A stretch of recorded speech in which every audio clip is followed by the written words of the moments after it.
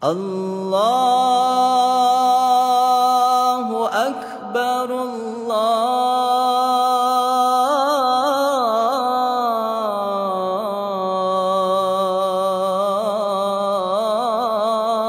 Akbar.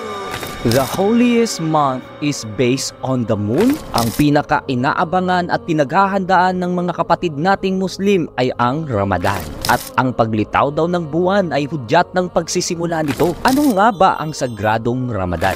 Bakit ito mahalaga sa mga Muslim? Totoo bang maraming striktong pinagbabawal tulad ng pagkain, pag-inom at kahit pakikipagtalik sa sagradong buwan na ito?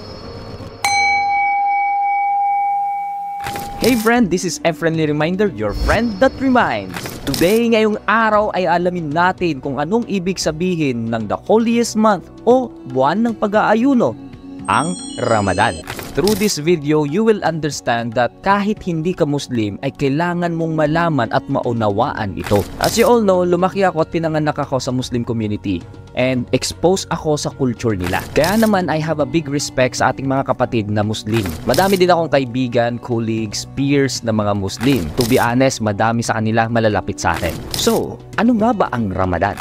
Ramadan is the 9th month of Islamic calendar, observed by Muslims as a time for fasting, prayer, reflection, and community. Islamic calendar is also known as Hijri. Dito nila binabase ang Islamic holidays and holy events. Nagsimula ang Islamic calendar nung nag-migrate si Prophet Muhammad mula Mecca to Medina. In my easier form of explaining it, kung ang Gregorian calendar na commonly ginagamit natin ngayon ay nakabase sa solar cycle, ang Islamic calendar naman ay nakabase sa lunar cycle. Nagmula ang salitang Ramadan from the classical Arabic verb which is ramida, nang ibig sabihin ay become intensely hot or become burning dahil sa matatamong init tuwing sasapit ang buwan na ito sa Middle East kung saan nag-umpisa ang Islamic lunar calendar. Muslims rely on the moon sighting of the crescent moon to determine the start of the holy month of Ramadan by the local religious authorities and astronomers. Ito yung basihan nila o hudyat ng kanilang pag-aayuno o fasting. Ang pagpa-fasting o pag-aayuno sa buwan ng Ramadan ay isa sa 5 pillars of Islam na kailangan gawin o obligadong magawa ng isang Muslim sa buong buhay niya. Kabilang na din dito ang shahada o ang paghahayag ng tunay na pagsamba, ang salah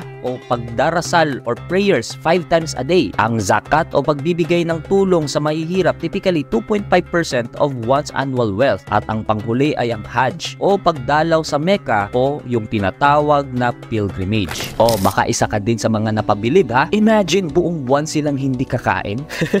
Amazing! Isa sa mga kaibigan ko na Muslim ay nagsasabi din kayang-kaya naman nila as long as malalim ang iyong pananampalataya at alam mo ang purpose bakit mo ito ginagawa. Pero teka lang, baka iniisip mo na buong araw sa isang buwan ay hindi na sila kakain. Kumakain din naman sila pero meron silang time lang kung kailan sila kakain. Suhoor ang tawag sa pre-dawn meal at iftar naman sa evening meal. Ang suhoor o pagkain nila bago ang dawn prayer o ang unang dasal nila sa buong araw. It is essential for them to sustain yung pagpa-fasting nila buong araw. At ang iftar naman ay ang pagkain nila after the evening prayer. It ends the fasting period during the day. Pinagbabawal ang kumain, uminom ng tubig o anumang inumin. Pinagbabawal din ang pag-inom ng alak at paninigarilyo. However, ang mga unintentional na pangyayari ay di naman counted ng pagsuway. Tulad ng nalulunok ang laway at kapag nagtututbrush na unintentional na lunok ang tubig na pinagmumog. Because the rules of fasting are concerned with intentional acts of consumption or indulgence. Isa din sa pinagbabawal ang pakikipagtalik sa buwan ng Ramadan. Hindi lang sexual intercourse ha, mas matindi pa. Bawal din makipagyakapan o makikipaghalikan or any intimate touching na nakakaakit o nag-aakit sa opposite sex na nagtitrigger para matukso ang partner. However, sexual relations are allowed before fasting begins and after it ends, provided that the couples are married. Engaging in sexual activity during night is permitted but it should not continue during dawn breaks dahil mag-uumpisa na naman ang fasting hours. Ramadan is really sacred at ang mga natutunan ko sa Ramadan ay ang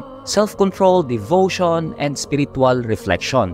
Lalong-lalo na tuwing nagfa-fasting sila. Then if you have friends, relatives, colleagues na pinapractice ang Holy Ramadan, let's show them respect sa pamamagitan ng pagiging considerate natin sa mga sinasabi natin at ginagawa natin every time we are with them. During fasting nila, hanggat maaari ay iwasan nating mag-offer ng pagkain sa kanila or kumain sa harapan nila. Iwasan din nating magmarites sa kanila. Avoid yung mga masasamang topics. Kasi bukod sa pagkain ng pagfa-fasting, ay iniiwasan din nila yung mga negative thoughts. Alam ko magkakaiba ang bawat paniniwala natin. Pero ang pagiging aware sa bawat paniniwala ay simula ng pag-uunawa. Besides, even though we have differences, I'm sure we are all one with respect.